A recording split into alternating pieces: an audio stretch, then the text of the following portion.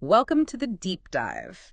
This is where we take the sources you send our way, dive into them, and basically pull out the key stuff.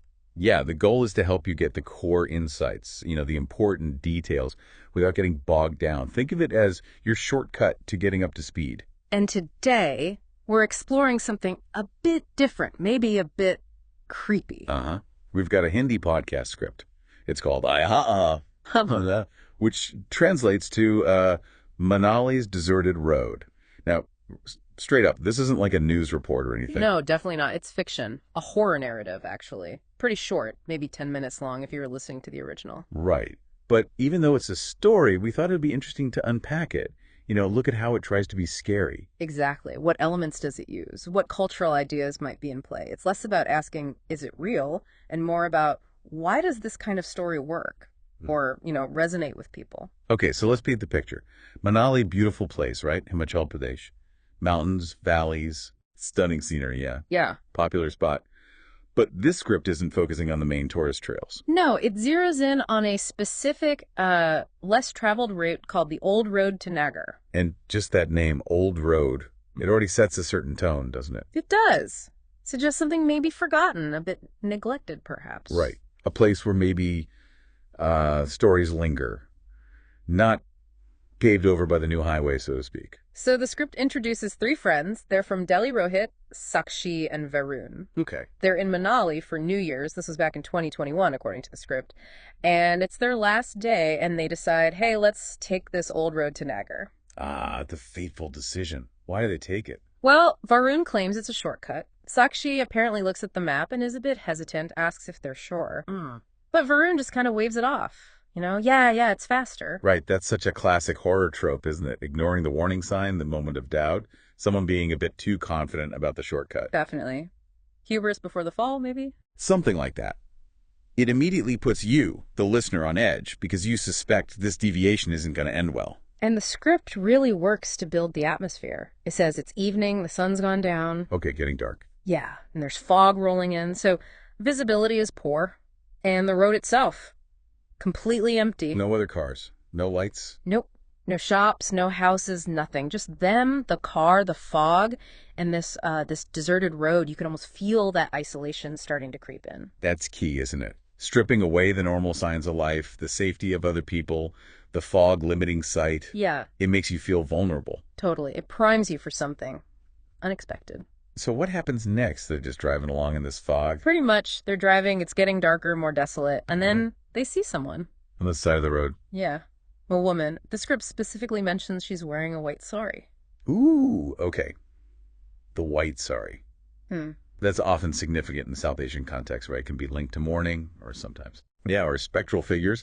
It immediately signals this might not be just a normal person needing help. And her face. Apparently covered by her hair. She's just gesturing like she needs a lift. Hidden face, white sari, deserted road. Yeah, the warning bells are ringing loud now. Prohit, one of the friends, he feels it straight away. The script says he calls her ghost-like, wants to just drive on. Instinct kicking in. But Sakshi, she feels they should help. Maybe she's really in trouble.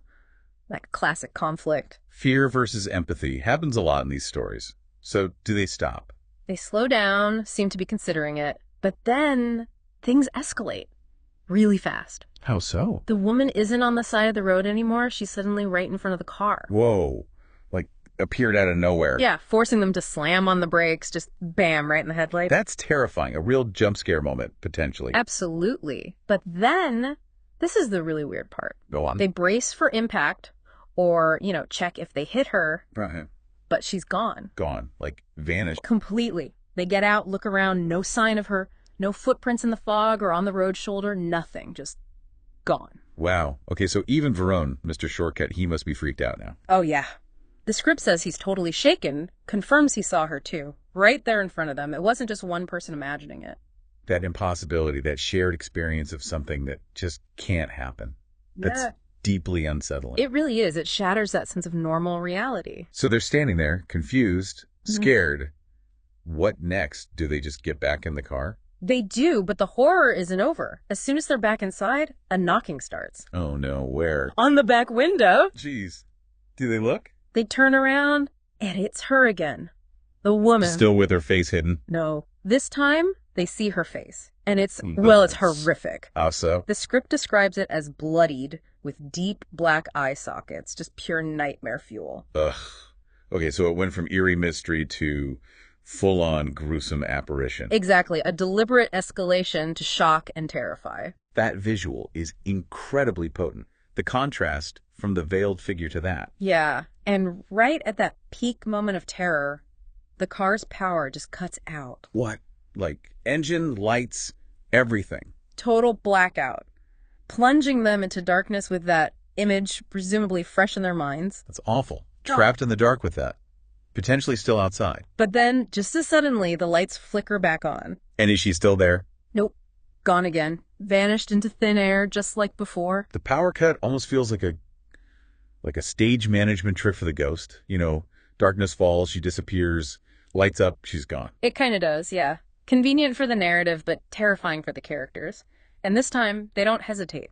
I bet not. Floor it. You got it. They speed away, back towards the hotel, presumably as fast as they possibly can. Can't blame them. I would too. So they get back safe. They get back to the hotel, yes. Shaken, obviously, but physically okay. Do they try to make sense of it?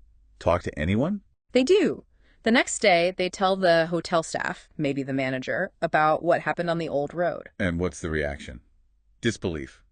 Surprisingly, no. The script says the manager just gives this sort of knowing smile, like he's heard it before. Ah, the local legend emerges. Exactly. He tells them about the folklore. Apparently, a woman died in a car crash on that same road way back in the 1990s. And people see her. Yeah. The story goes that she appears every year asking for a lift.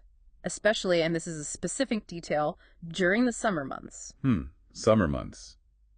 That's interesting. Not New Year's when this story is set, but maybe the legend has variations or the spirit is broadening its schedule. Or maybe the script took a little liberty, but yeah, the core idea is it's a known phenomenon locally tied to a specific tragedy. It gives the experience a kind of validation, in a way. Makes it seem less like a random hallucination and more like they stumbled into a known haunted spot. Right. And that brings us to how the original script ends, kind of talking directly to the listener. How's the... It's something like, so next time when you go to Manali and you see a deserted road, look carefully. Is someone looking towards your car? Ooh, chills. Yeah, that directly implicates you, the listener. It makes the story feel like it could potentially cross over from fiction into your reality. It really does tap into that fear of the unknown, especially when you're traveling, maybe somewhere unfamiliar, a bit isolated. A vulnerability, yeah. And the possibility that some places hold on to their past in unsettling ways. So that leaves us with a final thought for you to chew on. Why do stories like this stick around? Ghost stories, haunted roads. They pop up everywhere, across different cultures, different times. That's a great question. What is it about the possibility of the supernatural, the unexplained, that just keeps grabbing us? Does this particular story, this fictional account from Manali, tap into something deeper? Universal human fears about death? Or maybe specific cultural beliefs about, restless spirits or places marked by tragedy? It's definitely something to think about. What makes a simple story about a deserted road and the figure in white so enduringly unnerving? Maybe something to ponder next time you find yourself on a quiet road after dark.